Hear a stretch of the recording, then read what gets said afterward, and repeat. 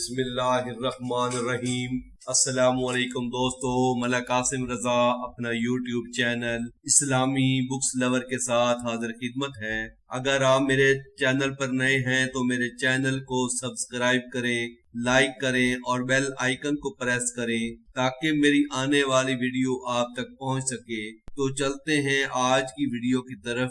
آج کا ٹاپک حضرت ابوبکر صدیق رضی اللہ تعالی عنہ پارٹ 2۔ ترمذی شریف میں ہے، رسول خدا صلی اللہ علیہ وآلہ وسلم نے فرمایا، جس کسی نے بھی میرے ساتھ احسان کیا میں نے ہر ایک کا احسان اتار دیا، علاوہ ابوبکر کے۔ انہوں نے میرے ساتھ ایسا احسان کیا ہے جس کا بدلہ قیامت کے دن ان کو خدا تعالیٰ ہی عطا فرمائیں گے، اور ہرگز کسی کے مال نے مجھے اتنا فائدہ نہیں پہنچایا جتنا فائدہ ابوبکر صدیق رضی اللہ تعالی عنہ کے مال نے پہنچایا۔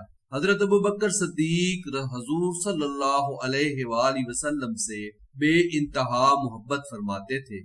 اسلام کی ابتدائی دور میں مسلمان اپنے اسلام کو چھپاتے، سرکار اقدس صلی اللہ علیہ وآلہ وسلم نے بھی اسلام کو چھپانے کی تلقین فرماتے تاکہ کافروں کے شر سے محفوظ رہے۔ جب مسلمانوں کی تعداد تقریباً 40 ہوئی تو حضرت ابوبکر صدیق نے رسول خدا صلی اللہ علیہ وآلہ وسلم سے درخواست کی کہ اب اسلام کی تبلیغ کھلم کھلا کی جائے۔ پہلے تو حضور صلی اللہ علیہ وآلہ وسلم نے انکار فرمایا، لیکن جب ابوبکر صدیق نے بہت اصرار کیا تو قبول فرما لیا اور سب لوگوں کو ساتھ لے کر مسجد الحرام میں تشریف لے گئے، اور حضرت ابوبکر صدیق رضی اللہ تعالی عنہ خطبہ شروع فرمایا۔ حضور صلی اللہ علیہ وآلہ وسلم کے چچا حضرت امیر حمزہ رضی اللہ تعالی عنہ اسی روز اسلام لائے۔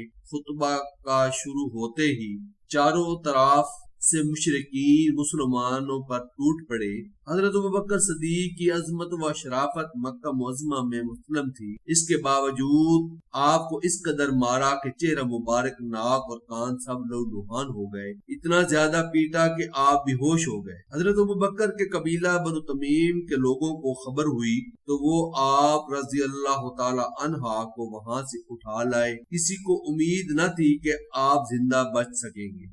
آپ رضی اللہ تعالی عنہ کے قبیلے کے لوگ حرم شریف میں آئے اور اعلان کیا کہ اگر حضرت ابوبکر صدیق رضی اللہ تعالی عنہ جان باز نہ ہو سکے تو ہم ان کے بدلے میں عتبہ بن ربیعہ کو قتل کریں گے کہ اس نے حضرت ابوبکر صدیق کو مارنے میں بہت زیادہ حصہ لیا تھا۔ آپ شام کو جب ہوش میں آئے تو سب سے پہلے یہ لفظ تھا، حضور صلی اللہ علیہ وآلہ وسلم کا کیا حال ہے۔ آپ کی والدہ محترمہ حضرت ام الخیر رضی اللہ تعالی عنہ کے کھانے پینے کے لیے کچھ تیار کر کے لائیں اور کھانے کے لیے بہت کہا، مگر حضرت ابوبکر صدیق رضی اللہ تعالی عنہ کی وہی ایک صدا تھی کہ محمد صلی اللہ علیہ وآلہ وسلم کا کیا حال ہے اور ان پر کیا گزری۔ آپ کی والدہ نے فرمایا کہ مجھے کچھ نہیں معلوم کہ ان کا کیا حال ہے۔ آپ نے فرمایا کہ حضرت عمر رضی اللہ تعالی عنہ کی بہن ام جمیل رضی اللہ تعالی عنہ کے پاس جا کر دریافت کرو کہ حضور صلی اللہ علیہ وآلہ وسلم کا کیا حال ہے۔ وہ اپنے صاحبزادے کی ضد پر ام جمیل کے پاس گئیں اور سیدنا رسول اللہ صلی اللہ علیہ وآلہ وسلم کا حال دریافت کیا۔ وہ بھی اس وقت تک اپنے اسلام کو چھپائے ہوئی تھی۔ انہوں نے ٹال دیا، کوئی واضح جواب نہیں دیا اور کہا کہ اگر تم کہو تو میں چل کر تمہارے بیٹے حضرت ابوبکر صدیق رضی اللہ تعالی عنہ کو دیکھوں کہ ان کا کیا حال ہے۔ انہوں نے کہا کہ ہاں چلو۔ حضرت ام جمیل ان کے گھر گئیں اور حضرت ابوبکر صدیق کی حالت دیکھ کر برداشت نہ بے تحاشا رونے لگیں۔ حضرت ابوبکر صدیق رضی اللہ تعالی عنہ نے ان سے پوچھا کہ حضور کا کیا حال ہے۔ حضرت ام جمیل نے آپ کی والدہ کی طرف اشارہ کرتے ہوئے فرمایا کہ وہ سن رہی ہے۔ آپ نے فرمایا کہ ان سے نہ ڈرو۔ تم ام جمیل نے کہا کہ حضور صلی اللہ علیہ وآلہ وسلم خیریت و عافیت ہیں۔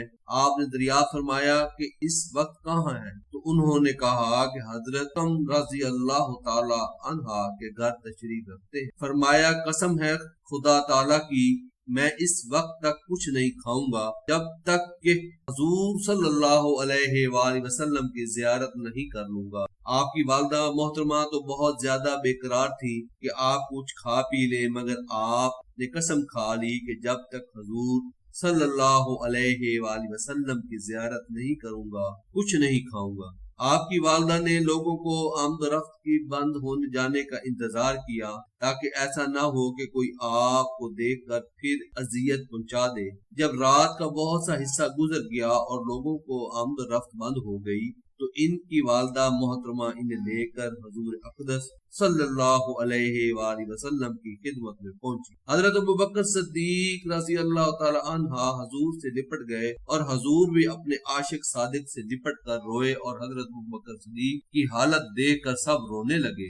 آقا دو جہان سرکار دو عالم صلی اللہ علیہ وآلہ وسلم سے حضرت ابوبکر کی بے انتہا محبت کا اثر یہ ہے کہ نازک وقت میں بھی صحابہ کرام کے زور ڈالنے کے باوجود حضرت اسامہ رضی اللہ تعالی عنہ کے لشکر کو واپس بلانا اور پیارے مصطفیٰ کے لہرے ہوئے جھنڈے کو سرنگو کرنا آپ نے گوارا نہ کیا، جس کا نتیجہ یہ ہوا کہ دشمنوں کے حوصلے پست ہو گئے اور اسلام کا بول بالا ہوا۔ یوں بھی کہہ سکتے ہیں کہ حضور صلی اللہ علیہ وآلہ وسلم نے حضرت ابوبکر صدیق کی محبت دنیا میں محبت کی انوکھی اور حیرت انگیز مثال ہے۔ نبی کریم صلی اللہ علیہ وآلہ وسلم کے وصال کے بعد ان کا نائب اور خلیفہ مقرر کرنے کا مسئلہ پیدا ہوا تو حضرت داری رضی اللہ تعالی عنہ سے روایت ہے کہ خلافت کا معاملے کو حل کرنے کے لیے صحابہ کرام حضرت سعید بن عبدہ رضی اللہ تعالی عنہ کے مکان پر جمع ہوئے۔ ان میں حضرت ابوبکر صدیق، حضرت عمر فاروق اعظم اور دوسرے بہت سارے جلیل و قدر صحابہ کرام شامل تھے۔ ان صحابہ کرام میں سے ایک انصاری کھڑے ہوئے اور انہوں نے خطاب کیا، اے مہاجرین، آپ لوگوں کو معلوم ہے کہ جب رسول اللہ صلی اللہ علیہ وآلہ وسلم آپ حضرات میں سے کسی شخص کو کہیں کا عامل مقرر فرماتے تو انصار میں سے بھی ایک شخص کو اس کے ساتھ کر دیا کرتے۔ اسی طرح ہم چاہتے ہیں کہ خلافت کے معاملے میں بھی ایک شخص مہاجرین میں سے ہو اور ایک انصار میں سے ہو۔ ایک دوسرے انصاری نے بھی کھڑے ہو کر اس وقت قسم کے خیالات کا اظہار کیا۔ ان لوگوں کی تقریر کے بعد حضرت زید بن ثابت رضی اللہ تعالی عنہ کھڑے ہوئے اور فرمایا، کیا آپ لوگوں کو معلوم نہیں ہے کہ رسول اللہ صلی اللہ علیہ وآلہ وسلم مہاجرین میں سے تھے، لہذا ان کا نائب اور خلیفہ بھی مہاجرین ہی میں سے ہوگا، اور جس طرح ہم لوگ پہلے حضور صلی اللہ علیہ وآلہ وسلم کے معاون اور مددگار رہے، اب اسی طرح خلیفہ رسول اللہ کے مددگار رہیں گے۔ اسی کے ساتھ ہی انہوں نے حضرت ابوبکر صدیق کا ہاتھ پکڑا اور بولے، آپ یہ تمہارے ولی ہیں۔ حضرت زبیر بن ثابت رضی اللہ تعالیٰ نے آپ سے بیعت کی، بعد میں حضرت عمر رضی اللہ تعالیٰ عنہ، پھر تمام انصار مہاجرین نے آپ رضی اللہ تعالیٰ کے ہاتھ پر بیعت کی۔ بیعت کے بعد حضرت ابوبکر صدیق ممبر پر رونق افروز ہوئے، لوگوں پر نگاہ ڈالی تو حضرت زبیر رضی اللہ تعالی عنہ موجود نہیں تھے۔ آپ نے فرمایا، ان حضرت زبیر کو بلایا جائے۔ حضرت زبیر رضی اللہ تعالی عنہ آئے تو حضرت ابوبکر صدیق نے ان سے فرمایا، آپ رسول اللہ صلی اللہ علیہ وآلہ وسلم کی پھوپھی کے صاحبزادے اور حضور صلی اللہ علیہ وسلم کے خاص صحابیوں میں سے ہیں، مجھے امید ہے کہ آپ مسلمانوں میں اختلاف نہیں پیدا ہونے دیں گے۔ انہوں نے جواب دیا، اے خلیفہ رسول اللہ، آپ کوئی فکر نہ کریں۔ یہ کہنے کے بعد کھڑے ہوئے اور آپ سے بیعت۔ حضرت ابوبکر صدیق رضی اللہ تعالی عنہ نے مجمع پر ایک نظر اور ڈالی تو حضرت علی رضی اللہ تعالی عنہ کو بھی موجود نہ پا کر فرمایا، علی بھی نہیں ہے، ان کو بھی بلایا جائے۔ جب حضرت علی رضی اللہ تعالی عنہ تشریف لائے تو حضرت ابوبکر صدیق نے فرمایا، ابو طالب کے صاحبزادے آپ رسول اللہ صلی اللہ علیہ وآلہ وسلم کے چچا زاد بھائی اور ان کے داماد ہیں، مجھے امید ہے کہ آپ اسلام کو کمزور ہونے سے بچانے میں ہماری مدد کریں گے۔ انہوں نے بھی حضرت زبیر رضی اللہ تعالی عنہ کی طرح کہا، اے خلیفہ رسول، آپ کچھ نہ کریں۔ یہ کہہ کر انہوں نے بھی بیعت کر لی۔ حضرت علی رضی اللہ تعالیٰ عنہ نے فرمایا، رسول اللہ صلی اللہ علیہ وآلہ وسلم آپ رضی اللہ تعالیٰ عنہ کو آگے بڑھایا تو پھر کوئی شخص آپ کے پیچھے کر سکتا تھا۔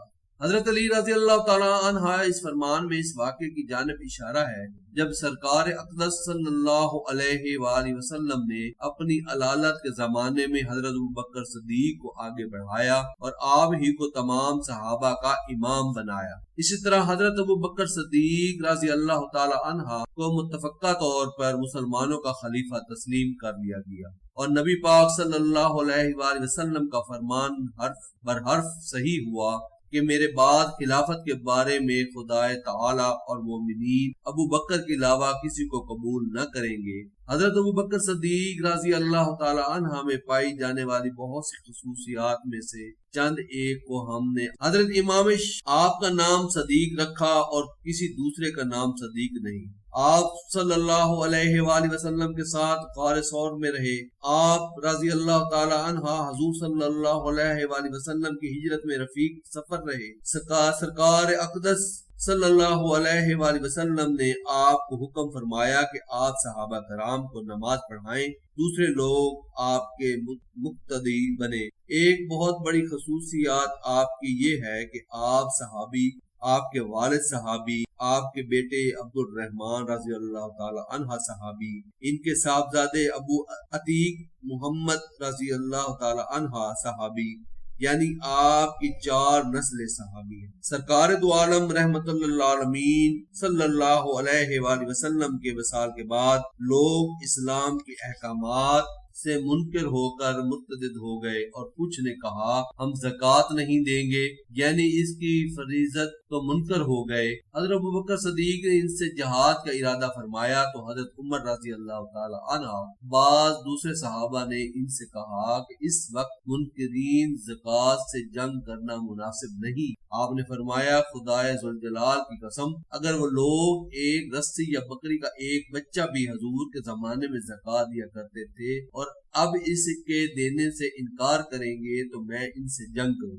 حضرت عائشہ رضی اللہ تعالیٰ عنہ فرماتی ہیں کہ والد گرامی حضرت ابوبکر صدیق کی علالت یوں ہوئی کہ آپ نے 7 جماعت اول آخر پیر کے روز غسل فرمایا۔ اس روز سردی بہت زیادہ تھی جو اثر کر گئی اور آپ کو بخار آ گیا اور آپ 15 دن علیل رہے۔ اس دوران آپ نماز کے لیے بھی گھر سے باہر تشریف نہیں لا سکے۔